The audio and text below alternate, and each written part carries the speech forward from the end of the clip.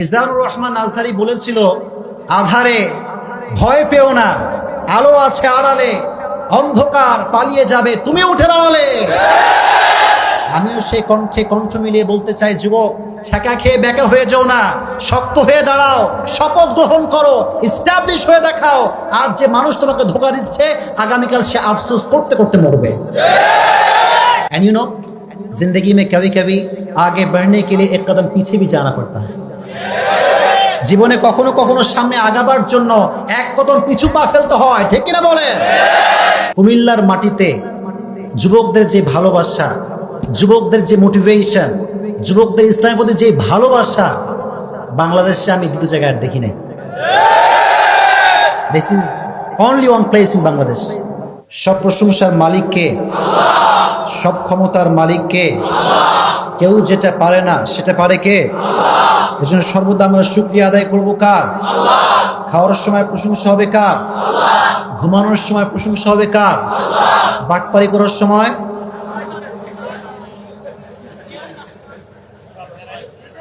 বাংলাদেশে বাটপারি আছে না নাই? বাংলাদেশে সবচেয়ে বেশি বাটপারি হয় যুবকদের মাঝে এখন বর্তমানে বেশি, তবে মেয়েরাও কম যায় না। মেয়েরা বলে তোমাকে ভালোবাসি জানি দিয়ে 4টা বয়ফ্রেন্ড এমনি আছে। বাটপারির অভাব কোনো জায়গায় কম নাই আর কি। তো যুবক যারা এসেছো, নিয়ত করো বাটপারি নিজেও করবা না, অন্য কেউ বাটপারি করলে ভেঙে পড়বা না, ঠিক আছে ইনশাআল্লাহ? মেসেজ একটাই, ছ্যাঁকা খেয়ে বেকা হওয়া যাবে না। স্ট্রং পার্সোনালিটি মেনটেন করতে হবে। তোমারে যতই গুতাক, যতই কিলাক, যতই আঘাত দিক, তুমি বলবা আমার রক্তে আছে অমরের রক্ত, আমাকে কেউ আঘাত দিয়ে ভাঙতে পারবে না। এই শক্তি থাকবে তো ইনশাআল্লাহ? আচ্ছা, এই এত জোশ না, এত জোশ না। আমি যখন বলবো রিপ্লাই, তখন রিপ্লাই হবে, পরে রিপ্লাই করা যাবে না, ঠিক আছে ইনশাআল্লাহ?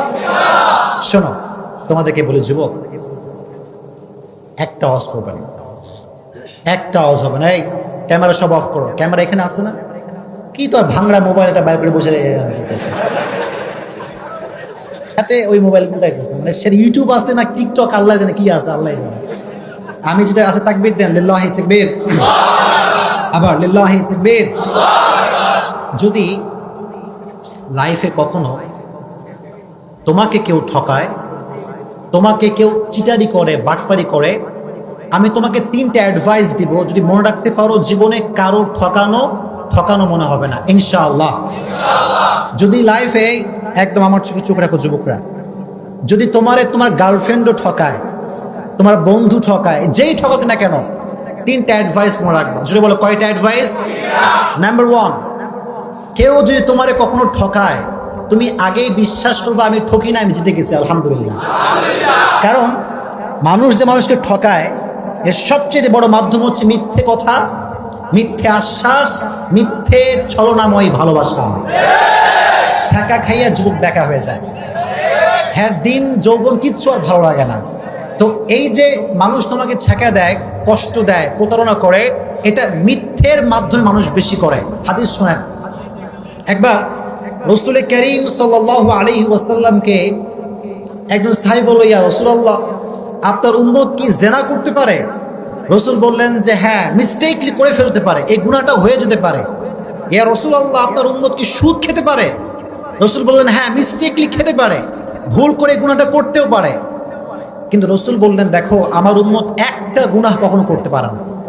একটা গুনাহ যদি কোনো উম্মত করে, সেই উম্মত আমার উম্মত থাকবে না। সেটা কি? যে উম্মত মিথ্যে বলবে, সে উম্মত আমার উম্মত হতে পারে না, ঠিক কিনা বলেন? তো যে আপনার সে বাটপারি করছে, সে নবীজি উম্মত থেকে বের হয়ে গিয়েছে। আর আপনি যদি ধৈর্য ধারণ করতে পারেন, আল্লাহর উপর তাওয়াক্কুল করতে পারেন, ইন্নামা ইউওয়াফাস সাবিরুনা আজরাহুম বিগাইরি হিসাব, যে ব্যক্তি সর্ব অবস্থায় ধৈর্য ধারণ করবে, কিয়ামতের কঠিন ময়দানে আল্লাহ তাআলা তাকে বলবেন তুমি দাঁড়াও। সব মজমা বসা, হঠাৎ করে আল্লাহ বলছে তোমরা কয়েকজন দাঁড়াও। তারা ভয় পেয়ে যাবে, আল্লাহ আমাদেরকে সবার মাঝে এক্সেপশনাল কেন তারা করাচ্ছে? আল্লাহ বলবে তোমরা যদি ধৈর্য ধারণ করেছো, আজকে বিনা হিসেবে জান্নাত চলে যাবে। এত আস্তে সুবহানাল্লাহ পড়ে কেন রে? আর একটু জোরে পড়েন সুবহানাল্লাহ। তাহলে কেউ আপনার ঠকাইলে আপনি ঠকছেন না জিতছেন? নাম্বার 1 অ্যাডভাইস, নাম্বার 2 অ্যাডভাইস হচ্ছে যখনই ঠকবেন, কষ্ট পাবেন, আগেই পড়বেন আলহামদুলিল্লাহ। এত আস্তে কেন, জোরে পড়েন আলহামদুলিল্লাহ। কেন আলহামদুলিল্লাহ? শুনুন, হতাশ হবেন না। এই যে মানুষ আমাদেরকে ঠকায়, একটা উপকার হয় কি জানিস, মানুষকে চিনতে পারে যে কোনটা ধোঁকাবাজ আর কোনটা ভালো মানুষ। এটা জীবনকে আরো সামনে এগিয়ে দেয়। एंड यू नो जिंदगी में कभी कभी आगे बढ़ने के लिए एक कदम पीछे भी जाना पड़ता है। জীবনে কখনো কখনো সামনে আগাবার জন্য এক কদম পিছু পা ফেলতে হয়, ঠিক কিনা বলেন? মিজানুর রহমান আজহারি বলেছিল, আধারে ভয় পেও না, আলো আছে আড়ালে, অন্ধকার পালিয়ে যাবে তুমি উঠে দাঁড়ালে। আমিও সেই কণ্ঠে কণ্ঠ মিলিয়ে বলতে চাই, যুবক, ছ্যাঁকা খেয়ে ব্যাকা হয়ে যাও না, শক্ত হয়ে দাঁড়াও, শপথ গ্রহণ করো, ইস্টাবলিশ হয়ে দেখাও। আর যে মানুষ তোমাকে ধোঁকা দিচ্ছে, আগামীকাল সে আফসোস করতে করতে মরবে। এই জন্য যখন কেউ চিট করবে, পড়বা আলহামদুলিল্লাহ, পারা যাবে ইনশাআল্লাহ। এন্ড লাস্ট অ্যাডভাইস, এটা বলে আমি আলোচনায় ফিরে যাব ইনশাআল্লাহ। যদি কখনো তোমাকে কেউ ঠকায়, মনে রাখবা যে মানুষকে ঠকায় সে তার লাইফে সুখ খুঁজে পায় না, ঠিক না? অনেকে বলে, হুজুর যে ঠকায় সে খুব ভালো থাকে, হুজুর বিন্দাস ঘুরে বেড়াচ্ছে, কোনো টেনশন নাই। আরে ভাই, he has N piece of mind, he has N piece of heart.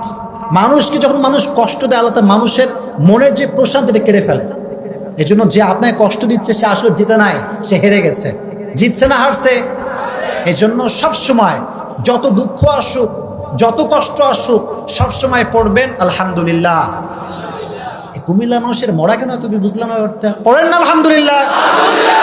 ওয়ালা সাউফা ইউতিকা রাব্বুকা ফাতারদা। তুমি যদি বিশ্বাস এবং ভরসা আল্লাহর উপরে করতে পারো, অচিরেই তোমার রব তোমাকে এমন কিছু দিবে, তোমার জীবনের সমস্ত দুঃখ কষ্ট আল্লাহ তাআলা দূর করে দিবে। সুবহানাল্লাহ পড়েন। এজন্য যুবক ভাইরা, ছ্যাঁকা খেয়ে ব্যাকা হওয়া যাবে? এই কথা মনে থাকবে তো ইনশাআল্লাহ। আমি আসছি মোটিভেট করার জন্য, আমার কাজই তো এইটা। কি আমার ওয়াজ আপনারা শোনেন নাই? আমি যখন রাস্তাঘাটে যাই, আপনারা বিশ্বাস করবেন না, এই যে এদের মতো যুবকগুলো, সেদিন রাজশাহীতে, আমি থাকি কোথায়, কাছে না দূরে? অনেক দূরের মানুষ আমি। তো কুমিল্লা আসলে মনে হয় যে আমি নিজের জেলায় আসছি, এত ভালোবাসে কুমিল্লার মানুষ। তো আমি বাইক নিয়ে গেছি বাইরে রাস্তায়, শুনেন ভালো করে শুনবেন।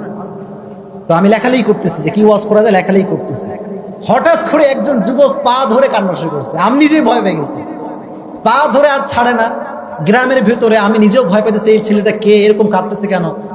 বলতে, হুজুর আপনি এখানে কি করেন? আপনার ওয়াজ শুনে আমার পুরো জীবনটাই পরিবর্তন হয়ে গেছে। আমি বললাম, যুবক, আমার কোন কথা তোমার গায়ে লাগছে? বলে, হুজুর আপনি একটা কথা বলছিলেন যে ভুল মানুষকে ভালোবেসে আফসোস করা যাবে না। তো বলছে, হুজুর জীবনে এই মিস্টেকটা আমি করছি।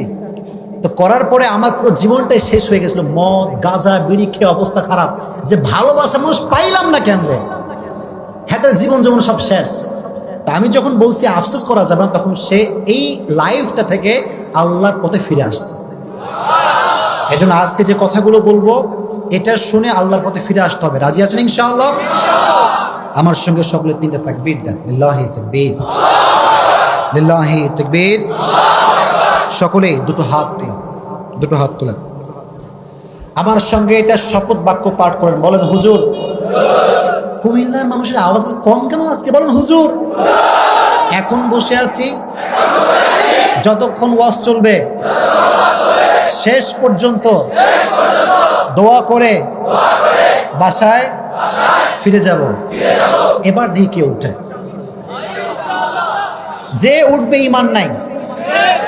হাদিস আছে না, যার আমানত নাই তার ঈমান নাই।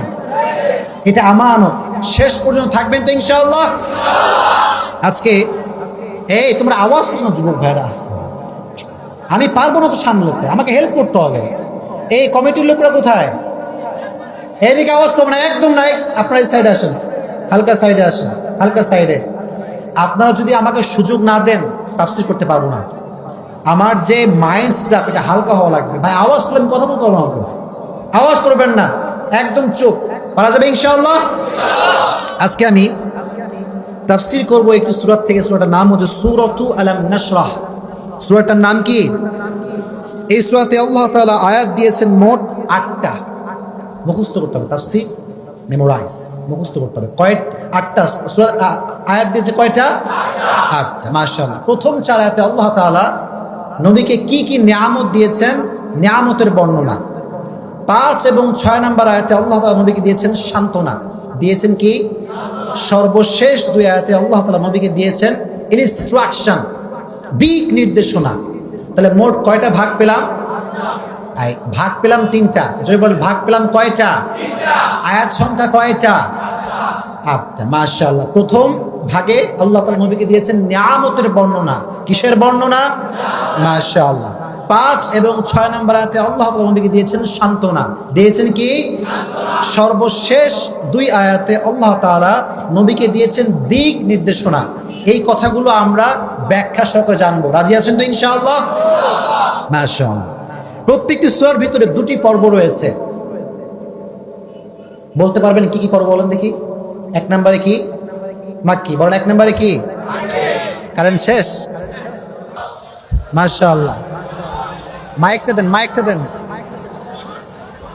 মাইকটা দেন। এই কে রে উঠছে? কে রে? ইন্না লিল্লাহ। ঈমান থাকবে না কিন্তু। ওয়াদা করছেন, ওয়াদা, হাত তুলে ওয়াদা করছেন, খবরদার উঠবেন না। ঠিক আছে ইনশাআল্লাহ? 1 ঘন্টার ব্যাপার। আজীবন কত জায়গায় সময় নষ্ট করছেন। 1 ঘন্টা আল্লাহকে দিতে পারবেন না আপনারা? পারবেন তো ইনশাআল্লাহ? তাহলে সূরার পর্ব হচ্ছে 2টা। একটা হচ্ছে মাক্কি পর্ব, আর একটা পর্বের নাম কি? মাদানী। আল্লাহ তাআলা প্রথমে শুরু করলেন আলাম নাশরাহ লাকা সাদরাক। নবী হে, আমি কি আপনার হৃদয়কে উন্মোচিত করে দেইনি? সত্যকে কি আমি আপনার সামনে তুলে ধরিনি? এর দ্বারা তাফসীরে এসেছে এই কথা যে নবীর হৃদয়ে আল্লাহ তাআলা সাহস দিয়েছেন। দিয়েছেন কি? সাহস। বিশাল বড় সাহস দিয়েছে আল্লাহ তাআলা। নবীজির যে সাহস ছিল, আমাদের যদি এক পয়সা পরিমাণ নাই। আমরা হক কথা বলতে ভয় পাই। সবাই সবারটা ভাবে, সবাই সবারটা ভাবে, আর দিন শেষে আলেমরা নির্যাতিত হয়। সাহস থাকতে হবে, হকের পক্ষে কথা বলা দরকার। আছে না নাই? 1 নাম্বার ব্যাখ্যা, আল্লাহ তাআলা নবীকে সাহস দিয়েছেন, বিশাল সাহস। 2 নাম্বার ব্যাখ্যা হচ্ছে আল্লাহ নবীর হৃদয়টাকে বিশাল বড় হৃদয় করে দিয়েছে। কোন সুবহানাল্লাহ। I make you the broad minded personality. হে নবী, আপনার হৃদয়টা সংকুচিত হৃদয় নয়, এটা বিশাল বড় হৃদয়। সাগরের মতো বিশাল, পাহাড়ের মতো সুউচ্চ হৃদয় নবীকে দিয়েছে একজন। তিনি কে? আল্লাহ। আর আমাদের মনটা ছোট। ছোট এই জন্য হানাফির মসজিদে আহলে হাদিসরা ঠিক মতো নামাজ পড়তে পারে না, আর আহলে হাদিস ভাইদের মসজিদে আগেই ব্যানার দেওয়া আহলে হাদিস মসজিদ। মানে this is our area, this is our area, don't come here. আগে ব্যানার দেওয়া যে আহলে হাদিস মসজিদ। এটা হচ্ছে বিভেদের দরজা খোলার অর্থ। ঠিক না? আপনারা কে বলছে? আমাদের কোন হানাফি মসজিদে কি লেখা আছে যে হানাফি মসজিদ? এটা করবেন না। এটা হচ্ছে নিচু মন মানুষদের পরিচয়। আমাদের মন ছোট হবে না বড় হবে? আমরা সবাইকে ভালোবাসবো। রাজি আছো ইনশাআল্লাহ যুবক ভাইরা? দেখো, বাংলাদেশে এক একজনের কথা শুনে। হাফিজুর রহমান সিদ্দিকীর ভক্ত বাংলাদেশে আছে, আজহারির ভক্ত বাংলাদেশে আছে না নাই? দেখেন, কতগুলো বুঝবেন। একজন রিক্সাওয়ালাকে আপনি আজহারির ওয়াজ বাজাইয়ে বোঝাতে পারবেন না, কারণ তার মায়ের সাথে ওইরকম না। কিন্তু সিদ্দিকীর ওয়াজ দেন, সে আজীবন শুনবে, কোনো সমস্যা নেই। আবার একজন শিক্ষিত মানুষ, জেনারেল লাইনে পড়ুয়া মানুষ, একজন টিচার বা একজন স্পোকেন ইংলিশ ট্রেনার, তাকে আপনি সিদ্দিকীর ওয়াজ দেন, সে আহামরি বুঝবে না। কিন্তু আজহারির ওয়াজ দেন, সে সপ্তাহের পরে সপ্তাহ শুনবে। ঠিক কিনা? ছোট করার উদ্দেশ্য হচ্ছে এক একজন এক একভাবে কাজ করে, এক একজনের কোয়ালিটি এক এক রকম। আমরা যেটা করবো সেটা হচ্ছে যে আমরা সবাইকে সম্মান করব, সবাইকে ভালোবাসবো। রাজি আছেন ইনশাআল্লাহ? এটা পারা যাবে তো ইনশাআল্লাহ? তো নবীর যে হৃদয়টা, এটা কি ছোট হৃদয় না বড় হৃদয়? এটা হচ্ছে 2 নাম্বার ব্যাখ্যা। 3 নাম্বার ব্যাখ্যা হচ্ছে যে আল্লাহ তাআলা নবীর হৃদয়টাকে শক্তে সাদর, এটাকে ডাক্তারি পরিভাষায় বলা হয় ওপেন হার্ট সার্জারি। বলা হয় কি? Open heart surgery. এখান থেকে নিয়ে নাভি পর্যন্ত নবীজির পুরো জায়গাটাকে শাক্কে সাদার করা হয়েছে, ফেড়ে ফেলা হয়েছে। দুনিয়ার প্রতি সমস্ত মায়া, মহাব্বত, লোভ, লালসা সব দূর করে দিয়ে আল্লাহ তাআলা নবীর হৃদয়টাকে কোরআনের নূর দ্বারা নূরান্বিত করে দিয়েছে। সুবহানাল্লাহ পড়ে। এই কোরআনে নূর আছে না নাই? এই কোরআন যে পড়বে তার হৃদয়কে খুলে দিবে একজন, তিনি কে? এজন্য আল্লাহ বলছেন, কিতাবুন আনজালনাহু ইলাইকা লিতুখরিজান নাসা মিনাল যুলুমাতি ইলান নূর। O my prophet, I have sent to you this sacred and holy book Quran in order to lead the mankind out of darkness into the light. হে নবী, আপনাকে আমি কোরআন কেন দিয়েছি আপনি জানেন? অন্ধকারাচ্ছন্ন মানুষগুলোকে আলোর পথ দেখাবার জন্য। সুবহানাল্লাহ পড়ে। এই জন্য কোরআনটা বেশি বেশি সবাই পড়বেন তো ইনশাআল্লাহ। তাহলে নবীর হৃদয়ে সাহস দিয়েছে কে? নবীর হৃদয়টাকে বড় করে দিয়েছে কে? নবীর হৃদয়ে কোরআনের নূর দিয়েছে একজন, তিনি কে? এবার আল্লাহ বলছেন, নবী আপনি শোনেন, ওয়াদানা আনকা উযরাক আল্লাযী আনকাযা যাহরাক। আপনার পিঠের যেই বোঝা, এই বোঝাকে হালকা করে দিয়েছে একজন, তিনি কে? আচ্ছা ভাইয়েরা, আমাদের লাইফে টেনশন আছে না নাই? এদিকে যুবকরা কথা কয় না, তোমাদের টেনশন নাই? সবার টেনশন আছে। নবীরও একটা টেনশন ছিল। নবীর টেনশনটা হচ্ছে উম্মতের টেনশন। সুবহানাল্লাহ পড়ে। উম্মতের টেনশন যে উম্মতের হায়াত তো অনেক কম হবে, এরা তো ইবাদত করতে পারবে না, এরা কেমন করে 8 বছর সময়ের ভিতরে ইবাদত করবে? আল্লাহ বললেন, নবী হতাশার কোনো কারণ নাই। আপনার উম্মতের হায়াত যদিও বা কম, যদিও আপনার হায়াত, উম্মতের হায়াত অনেক কম, কিন্তু আল্লাহ একটা রাত দিয়েছেন, রাতটার নাম হচ্ছে লাইলাতুল কদর। এক রাত জাগলে হাজার, খায়রুম মিন আলফি শাহর, হাজার মাস ইবাদত করলে যে সওয়াব হবে, এক রাত ইবাদত করলে তার চেয়ে বেশি সওয়াব আল্লাহ আমলনামায় লিখে দিবে। কত বড় একটা সুযোগ, কত বড় একটা সুযোগ! এজন্য যখন কদরের রাত আসবে, এটা কখনো মিস করা যাবে না। নবীর পিঠে বোঝা আল্লাহ হালকা করে দিলেন। দেখেন প্রিয় ভাইরা, আমার নবী একমাত্র এমন একজন নবী যে নবী ওহী পাওয়ার পর থেকে নিয়ে মৃত্যুর শেষ নিঃশ্বাস পর্যন্ত উম্মতকে নিয়ে টেনশন করেছে। সুবহানাল্লাহ পড়লেন না? যেই ভালোবাসা আপনাকে আপনার আব্বা বাসে, যেই ভালোবাসা আপনাকে আপনার আম্মা বাসে, যেই ভালোবাসা আপনাকে পুরো পৃথিবীর সবাই বাসে, তার চাইতে হাজার গুণ বেশি আপনার নবী আপনাকে ভালোবাসে। আর যুবকরা মনে করে গার্লফ্রেন্ড সবচেয়ে বেশি ভালোবাসে।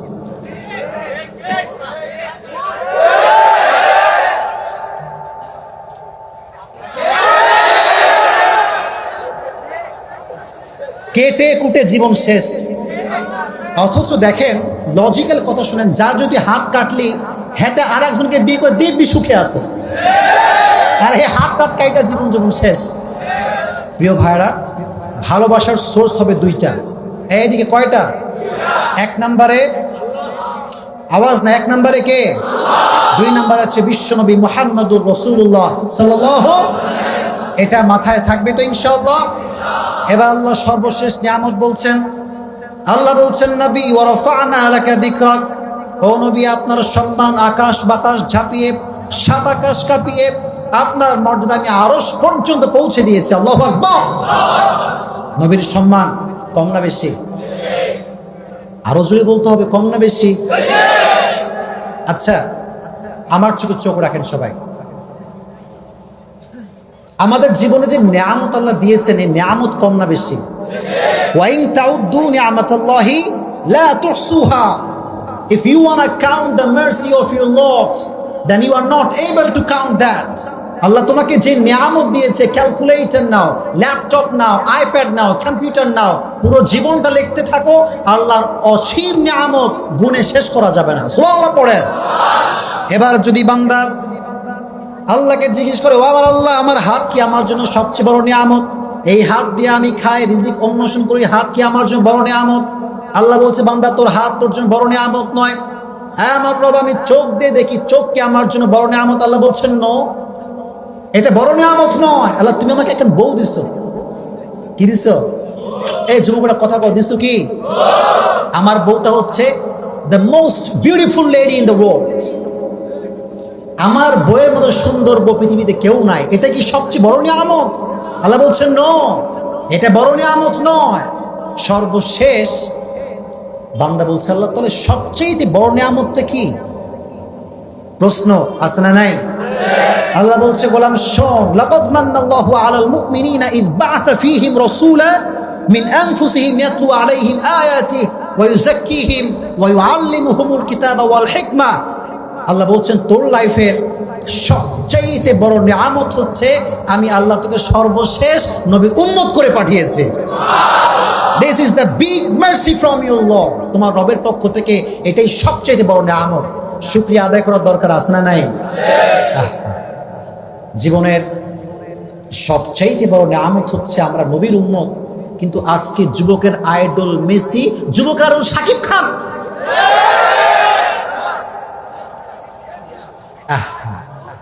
যাদের এই বেচারার উপরে আমার রাগ আছে।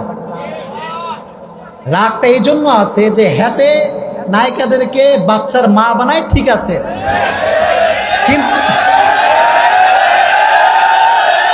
কিন্তু সব দায়িত্ব সাংবাদিকদের উপর দিয়ে যায় যে তোরা বাপ খুঁজে বের কর। সারা দিন ফেসবুক স্ক্রল করলে রেহাই নাই শাকিব খান আর শাকিব খান। আল্লাহ এই দাজ্জালের ফিতনা থেকে হেফাজত করুন। বাংলাদেশটা কোথায় ভাই? বাংলাদেশটা কোথায় আজকে? আল্লাহ হেফাজত করুক, পড়ুন আমিন। আপনারা কি রাগ করছেন আমার উপরে? মাঝে মাঝে একটু না বললে তো হয় না ভাই, বলা দরকার আছে না নাই? আমাদের জীবনের সবচেয়ে বড় নিয়ামত আমরা হচ্ছে বিশ্ব নবীর উম্মত মুহাম্মাদুর রাসূলুল্লাহ সাল্লাল্লাহু আলাইহি ওয়াসাল্লাম। মুসা আলাইহিস সালাতু ওয়াস সালাম, যাকে বলা হয় ওয়া কাল্লামাল্লাহু মুসা তাকলিমা, যিনি আল্লাহর সঙ্গে সরাসরি কথা বলতেন কোহে তুরে গিয়ে, তুর পাহাড়ে। একদিন তুর পাহাড়ে যাওয়ার পরে তিনি আল্লাহকে জিজ্ঞেস করলেন, আল্লাহ এই যে আমি তোমার সঙ্গে কথা বলি, এখানে কোনো গ্যাপ বা দেওয়াল আছে? আল্লাহ বললেন নো, কোনো গ্যাপ নাই, কোনো দেওয়াল নাই, কোনো ভায়া নাই, কোনো মিডিয়া নাই, উইদাউট মিডিয়া তুমি আমার সঙ্গে সরাসরি কথা বলো। সুবহানাল্লাহ পড়লেন না? সরাসরি কথা বলো। মুসা আলাইহিস সালাতু ওয়াস সালামের ভিতরে একটা প্রশ্ন, যে আল্লাহ আমি যে সরাসরি কথা বলি এটা কি শুধু আমারই সুযোগ? এরপরে এমন কোনো নবী কি আসবে, এমন কোনো উম্মত কি আসবে যে তোমার সঙ্গে সরাসরি কথা বলতে পারবে? আল্লাহ বলেন, মুসা, হায় রে মুসা, তুমি যে প্রশ্ন করলা এটা এক অবাক করা প্রশ্ন। শোনো, তোমার পরে এমন এক উম্মত আসবে, তুমি যে আমার সঙ্গে কথা বলো, এই কথা বলার লাগামটা আমি আল্লাহর হাতে। কার হাতে? আসতে বললেন, জোরে বলেন, কার হাতে? কিন্তু তোমার পরে একজন নবী আসবে, তার নাম হবে মুহাম্মদ সাল্লাল্লাহু আলাইহি ওয়াসাল্লাম। তার উম্মত আমার সঙ্গে যখন চাইবে কথা বলবে, লাগামটা আমার হাতে নয়, বরং উম্মতের হাতে দেওয়া থাকবে। তারা যখনই চাইবে তখনই কথা বলতে পারবে। সুবহানাল্লাহ। মাধ্যমটার নাম কি? কোরআন যখন বান্দা তেলাওয়াত করে, খুলছে, তেলাওয়াত শুরু, আল্লাহর সঙ্গে দেওয়াল ছাড়া, কোনো প্রকার ভায়া ছাড়া, মিডিয়া ছাড়া কথা বলাও শুরু হয়ে যায়। আচ্ছা, বাসার ভেতরে সবচেয়ে যেই বইটা অবহেলিত, আপনি গিয়ে দেখবেন ডয়ারে ঢুকাইছে, কবে ঢুকাইছে হেতে জানেই না, পুরোটা ময়লা ধুলা ভরে শেষ। বাসায় যে টিভিটা আছে,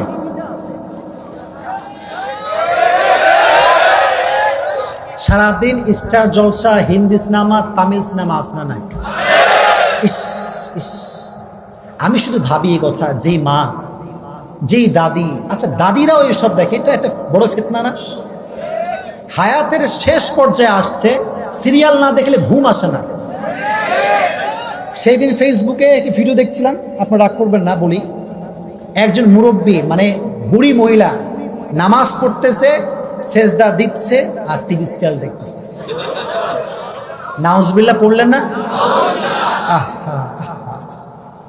আল্লাহ হেফাজত করুক, পড়া আমি এটা বলতে গেলে আসলে মুখে হাসি, তাই এটা ফেটে যায়, ফেটে যায়।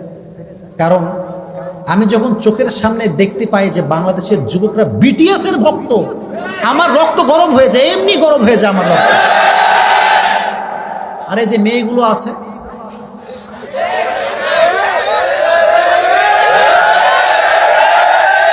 এদেরকে বলবা তোরা যদি এত বিটিএস ভক্ত হয়েই থাকিস, বাংলাদেশের ছেলে তোদের জন্য একদম হারাম।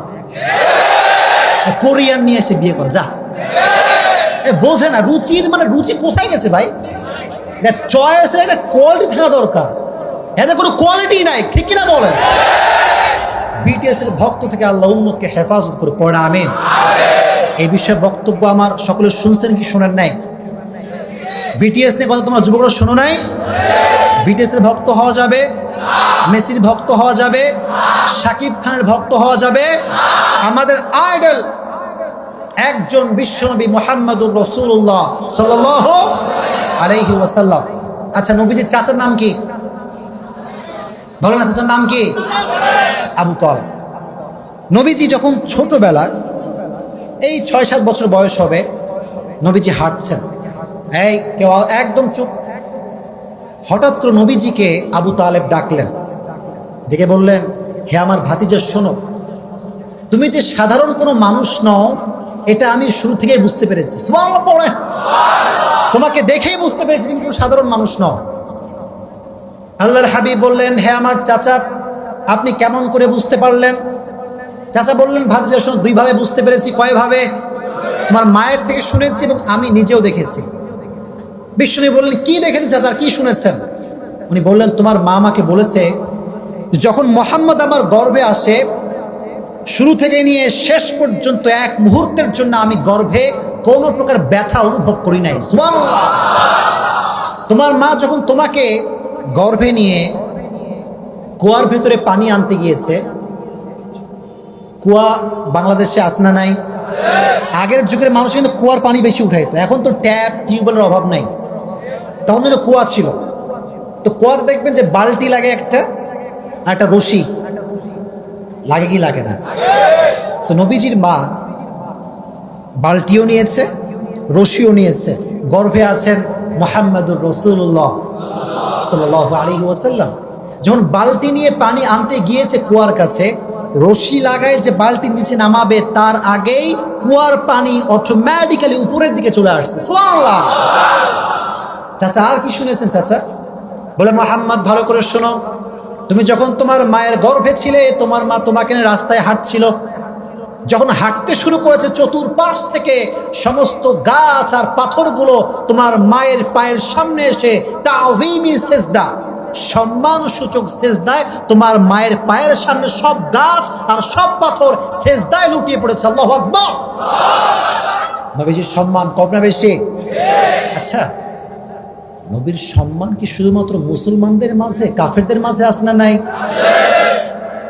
মহাত্মা গান্ধী না আপনারা শোনেন নাই? ভারতের অবিসংবাদিত নেতা, ব্রিটিশ খেদাও আন্দোলনের মহান নেতা হচ্ছেন মহাত্মা গান্ধী। উনি ব্যারেট ল করেছেন লন্ডন থেকে। উনি একটা বিশ্বনবীকে নিয়ে কমেন্ট করেছেন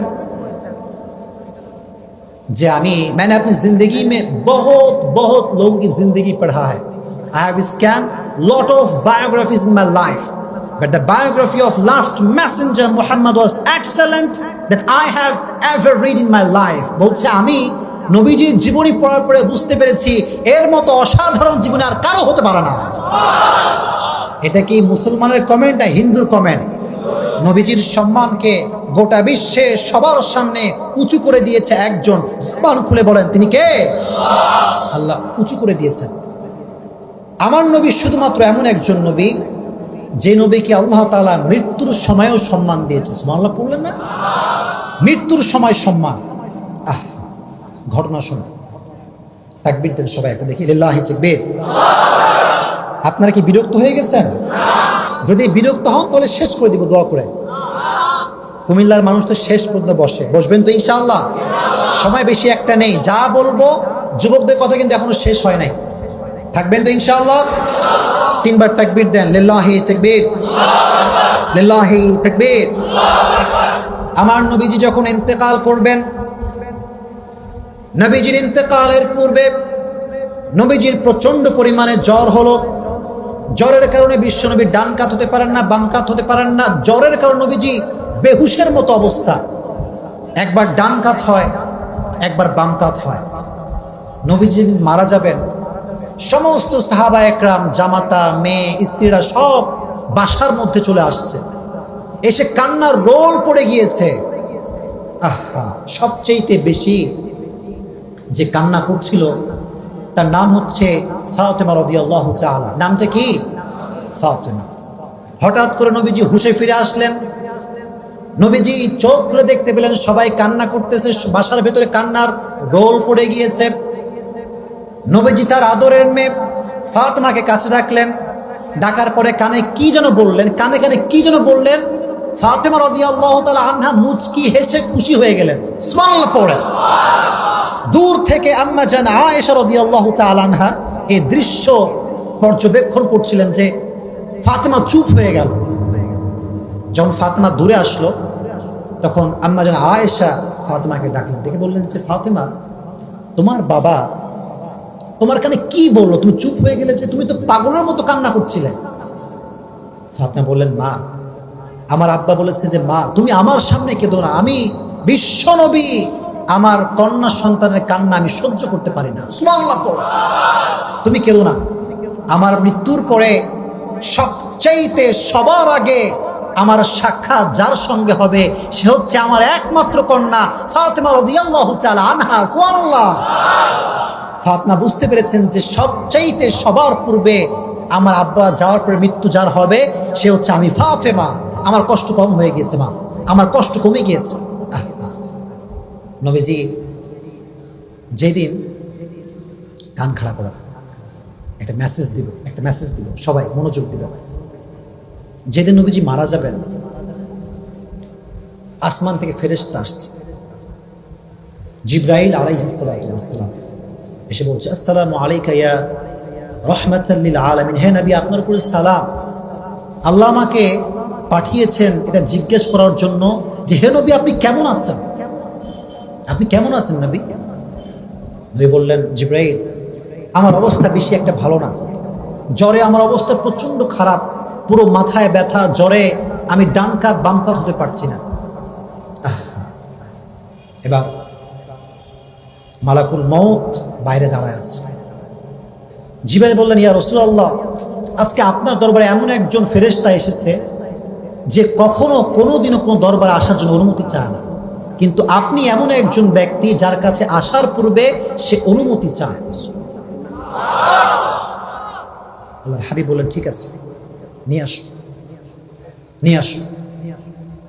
মালাকুল মউত আসলো।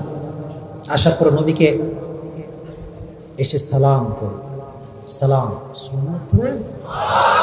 মালাকুল মউত সালাম করছে। আর মালাকুল মউত বলছে, ইয়া রাসূলুল্লাহ, আপনি হচ্ছেন পৃথিবীতে সর্বপ্রথম ব্যক্তি। আমি from beginning to the last, আদম থেকে নিয়ে শুরু করে সব মানুষের রূহ আমি কবজ করেছি, কিন্তু কাউকে আমি সালাম দেই নাই। আপনি প্রথম ব্যক্তি যাকে আমি এসে সালাম পেশ করেছি। সুবহানাল্লাহ। নবীজি শেষ মুহূর্তে চলে আসছেন। বলছেন যে মালাকুল মউত, তুমি কেন এসেছো? মালাকুল মউত বলে, ইয়া রাসূলুল্লাহ, আল্লাহ আমাকে আদেশ দিয়েছেন যে আমার নবীকে আমার কাছে নিয়ে এসো। তবে নবীকে আগে জিজ্ঞেস করবা যে নবী আপনি কি যেতে চান নাকি চান না? যদি যেতে না চান আপনাকে আমি রেখে আল্লাহর কাছে চলে যাব। তারিক জামিনের একটা বয়ান আমি শুনছিলাম, পাকিস্তানের একজন বড় টপ ফেমাস স্কলার। উনি একটা কথা বললেন যে যাহা মौत भी पूछ कर आती है उस हस्ती से प्यार ना करे तो किस हस्ती से प्यार करे। যেখানে মৃত্যুটা অনুমতি নিয়ে আদেশ নিয়ে এখানে আসে, মৃত্যু অনুমতি চায় যে আপনাকে মৃত্যু দেওয়া হবে কি হবে না, তারে ভালো না বাসলে যুবক তুমি কাকে ভালোবাসবা? ঠিক কিনা বলেন? মৃত্যু অনুমতি চায় যে আপনি কি মৃত্যু গ্রহণ করতে চান কি চান না। এবার আল্লাহর হাবিব বললেন যে আমি যদি বলি যে আমি চাই না, তুমি কি করবা? মালাকুল মউত বলল, ইয়া রাসূলুল্লাহ, আপনি যদি না চান আমি এখান থেকে সোজা আমার রবের কাছেই চলে যাব। সুবহানাল্লাহ। এবার জিবরাইল ডাক দিয়ে বলছে, ইয়া রাসূলুল্লাহ, ইয়া হাবিবাল্লাহ, আল্লাহ আপনার সাক্ষাতের অপেক্ষা করছে। আল্লাহু আকবার। আল্লাহ আপনার অপেক্ষা করছে, আপনার দিদারের অপেক্ষা করছে। সর্বশেষ মুহূর্তে দেখেন, ওয়ারাফা'না লাকা যিকরাক, নবী আপনার সম্মান আকাশ বাতাস ছাপিয়ে, সাত আকাশ কাঁপিয়ে আমি যে আপনার মর্যাদা আরশ পর্যন্ত নিয়ে গেছি। কেমন করে নিয়ে গেছি ভালো করে বুঝেন, একটু ভালো করে বুঝেন। যখন মালাকুল মউত রূহ কবজ করবে, ঠিক তার পূর্বে নবীজি আয়েশাকে ডাকলেন রাদিয়াল্লাহু তাআলা আনহা, দেখে বলেন, ইয়া আয়েশা, তোমার কাছে আমি যে কয়েক টুকরা স্বর্ণ দিয়েছিলাম, স্বর্ণের টুকরা, সেই স্বর্ণগুলো কোথায়? আয়েশা বললেন, ইয়া রাসূলুল্লাহ, ওটা আমি যত্ন করে রেখে দিয়েছি। নবীজি বললেন, যাও এখনই এই মুহূর্তে সব সাদকা করে দাও, কারণ আমি মুহাম্মদ আল্লাহর কাছে এমন অবস্থায় দাঁড়াতে চাই না যে অবস্থায় আমি স্বর্ণের মালিক। আল্লাহু আকবার।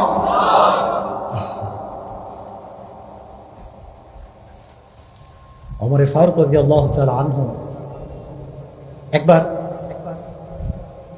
বিশ্বনবীর ঘরে ঢুকলেন, দেখতে পেলেন যে বিশ্বনবীর ঘর, রাহমাতুল লিল আলামিন, সাইয়্যিদুল কাউনাইন, সাইয়্যিদুল মুরসালিন, ঘরের ভেতরে কোনো ভালো খাট নাই, কম্বল নাই, তোশক নাই, ঘরের এক কোনায় একটা মাত্র জগ পড়ে আছে, সামান্য কিছু পানি আছে, আর নবী যেখানে শুয়ে আছেন পেছনের এটা কোনো কম্বল কিংবা তোশক নয়, চাটাই ছিলেন না আপনারা? নবীজি তো অনেক ফর্সা ছিলেন, উজ্জ্বল ছাড়া নবীজি ছিল, তো এই চাটাইয়ের দাগ পুরো পিঠটা লাল হয়ে গেছে। ওমর এসে হাউমা করে কান্না শুরু করছে, বলছি, ইয়া রাসূলুল্লাহ, দো জাহানের সর্দার আপনি, আপনার ঘরে এই অবস্থা কেন? আপনি আমাকে একটা বার অনুমতি দেন, আমি আপনার জন্য কম্বল নিয়ে আসি, তোশক নিয়ে আসি, খাট নিয়ে আসি। রাসূল বললেন, হে ওমর, দুনিয়াতে আমি শান্তি করবার জন্য আসি নাই। আমি যদি ফেরেশতাকে একটা বার বলি উহুদ পাহাড়টাকে আমার জন্য ফেরেশতা স্বর্ণ বানায় দিবে, সুবহানাল্লাহ, শান্তি করার জন্য আসি নাই, শান্তি করার জন্য আমি আসি নাই। নবী যখন শেষ নিঃশ্বাস ত্যাগ করবেন, দুটো শব্দ উচ্চারণ করেছিলেন। বলেন কয়টি শব্দ?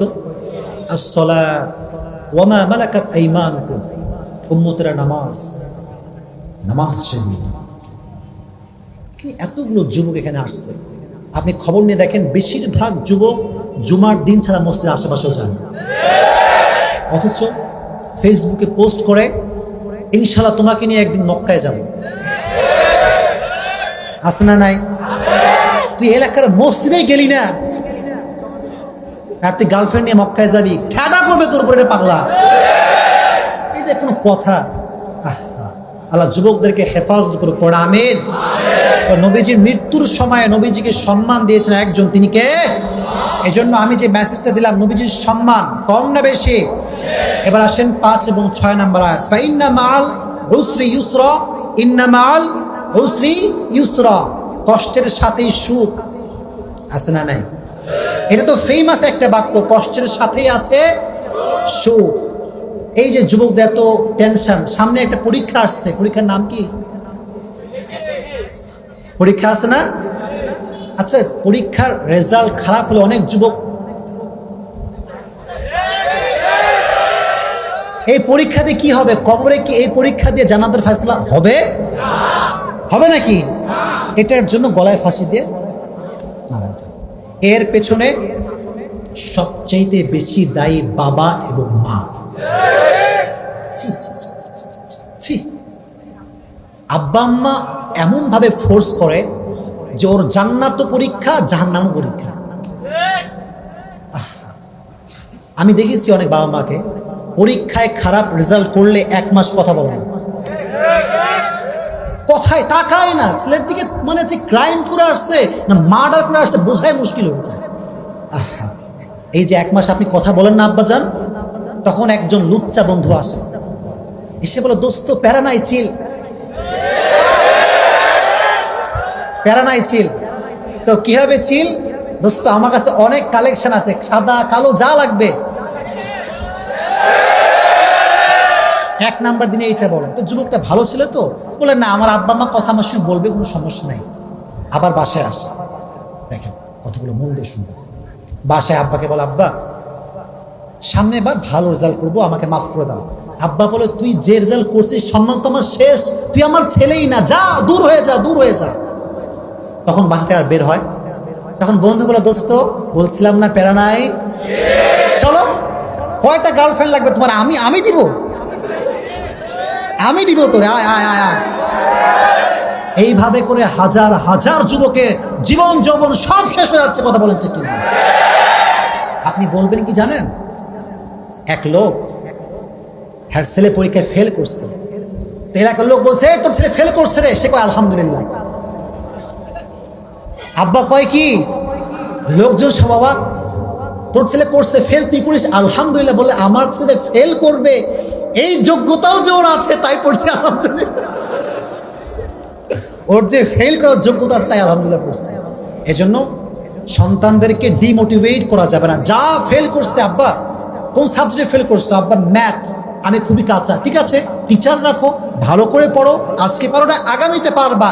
এরকম প্রত্যেকটা আব্বা যদি বলতে পারে, কোন যুবক মাদকাসক্ত হবে না। কথা বলেন ঠিক কিনা? করবেন না এটা। এইসব রেজাল্ট তো কিছুই না ভাই, আজ আছে এর ভ্যালু কাল। তোমরা দেখবা নিউজে দেখছো যুবক ভাইরা, একজন যুবক তার সারা জীবনের সব সার্টিফিকেট আগুন জ্বালায় ফেলছে না। শোনো একটা কথা বলে যায় কুমিল্লার মাটিতে আজকে, সার্টিফিকেটের কোনো দাম নাই যদি ভেতরের যোগ্যতা না থাকে। এক পয়সা দাম নাই, এক পয়সা দাম নাই। Qualification is must. এই যে কত ইউটিউবার বাংলাদেশে আছে, সারা জীবন পড়াশোনা করে নাই, খালি একখান ক্লিক মারে, hello guys I am Comilla,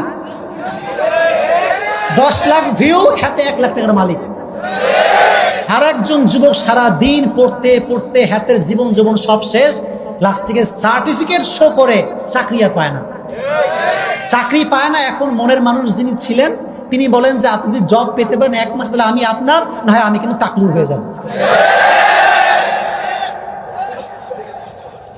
There is no value of certificate if you don't have qualification. সার্টিফিকেটের 1 পয়সা কোনো মূল্য না যদি যোগ্যতা না থাকে। যোগ্যতা অর্জন করবা তো ইনশাআল্লাহ। হতাশ হবে না, চাকরি না পেলে হতাশ হওয়া যাবে না। জীবনের সব জায়গাতে একটা কথা মাথায় রাখবা, কষ্টের সাথেই আছে, বলেন না কষ্টের সাথেই আছে। এবার আসেন 2টা ইনস্ট্রাকশন শুনে, আগে তাকবীর দেন, লিল্লাহি তাকবীর, হাত তুলে সবাই, লিল্লাহি তাকবীর, লিল্লাহি তাকবীর। ফাইদা ফারাগতা ফানসব, যখন তোমরা ফ্রি হবা, এইটা গুতায়ও না, এটা গুতায়ও না। সারা দিন কি যে পাইছে এখানে, সারা দিন গুতায়। এরকম যুবক আছে না নাই?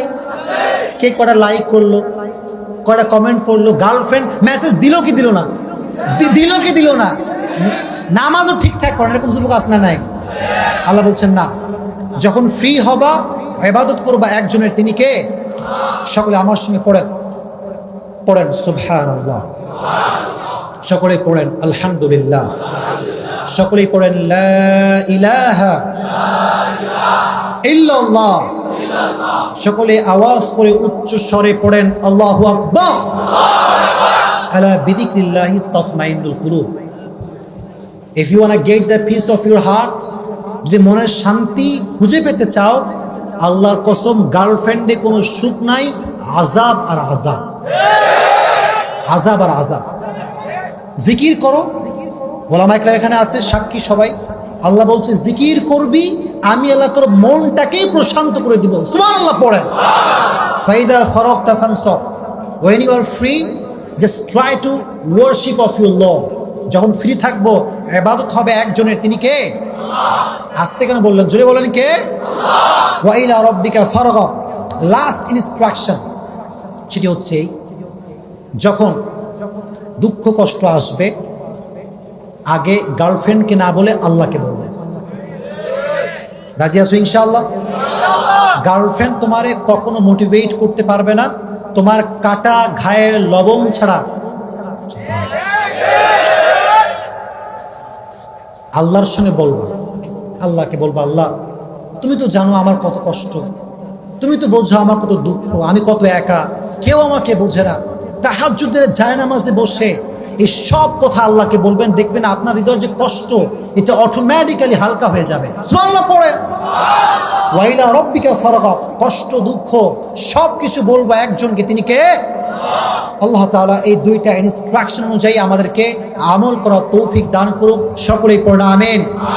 এবার একবার বলবো যা যা বলেছি, যেই যুবক বলতে পারবে হাদিয়া আছে, দেখবো কে বলতে পারে। সবাই প্রস্তুত তো ইনশাআল্লাহ? Are you ready? আওয়াজ নেই, আর ইউ রেডি?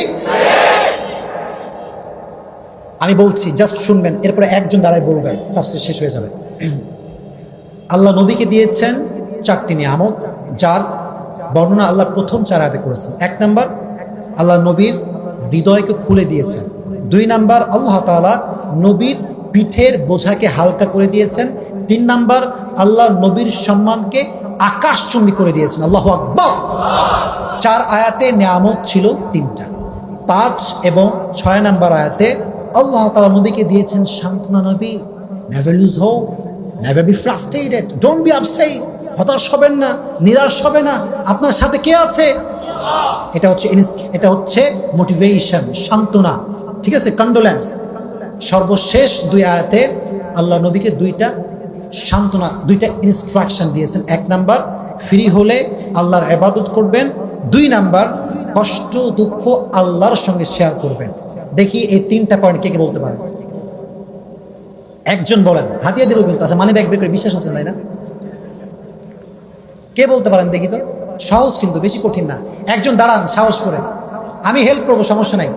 আপনি দাঁড়াবেন? আচ্ছা দাঁড়ান, আপনি দাঁড়ান, যান। আচ্ছা, আমি প্রশ্ন করি, এই সূরা আয়াত সঙ্গে কয়টা?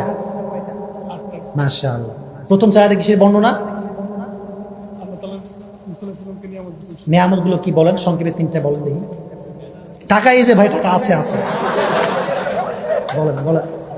তাফসীরের মুখস্থ দরকার আছে না নাই? ওয়েট, কেউ যাবেন না, বলেন নিয়ামতগুলো।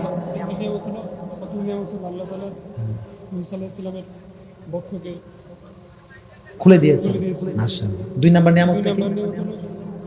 আল্লাহ তাআলা মুসা আলাইহিস সালাম বুঝাকে হালকা করে দিয়েছেন। মাশাআল্লাহ, তাকবীর দেন, লিল্লাহি তাকবীর। ওকে। 3 নম্বর নিয়ামত হলো আল্লাহ তাআলা মুসা আলাইহিস সালামের মান মর্যাদাকে উঁচু করে দিয়েছেন। মাশাআল্লাহ। তারপরে এবার বলেন 2 নম্বর পয়েন্টে কি ছিল? 2 নম্বর পয়েন্ট ছিল আল্লাহ তাআলা মুসা আলাইহিস সালামকে সান্ত্বনা দিয়েছেন। মাশাআল্লাহ। সেটা সান্ত্বনা কি ছিল? সান্ত্বনাটা কি ছিল? সবসময় আল্লাহ তাআলা মুসা আলাইহিস সালামের কষ্টের পরেই আছে।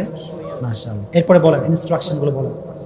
তারপর আল্লাহ তাআলা মুসা আলাইহিস সালামকে দিক নির্দেশনা দিয়েছেন। কি কি দিয়েছেন? একটা হলো যখন কাজ থেকে অবসর হবে, এই তো মাশাআল্লাহ। ওকে তখন আল্লাহ তাআলার প্রতি ঝুঁকে পড়া, আল্লাহর ইবাদত করা আর কি। Last, what was the last? আল্লাহ তাআলার দিকে ঝুঁকে পড়া। লাস্টেরটা কি ছিল? লাস্টেরটা, প্রথমটা তো আল্লাহর ইবাদত করা ফ্রি হলে, লাস্টটাই কেউ বললেন না, বললাম আমার টাকা লস, বলেন হেল্প। মাশাআল্লাহ, পারছে, আমি দিব, সমস্যা। লাস্টটা বলেন। কে বলে রে? তুমি টাকা দিবা, যে বলছে। লাস্টটা কি ছিল? কষ্ট দুঃখ মানুষের সঙ্গে শেয়ার করার পূর্বে। মাশাআল্লাহ, বেচারা সব না পারলেও মোটামুটি পারছে। কসকসে নোট নাই ভাই, গরিব মানুষ, বুঝলেন না ব্যাপারটা? আচ্ছা, 500 টাকা দিলাম না ভাই। আল্লাহ ভাইকে নেক হায়াত দান করুক, পড়েন আমিন। দিনের সৈনিক হিসেবে কবুল করুক, পড়েন আমিন।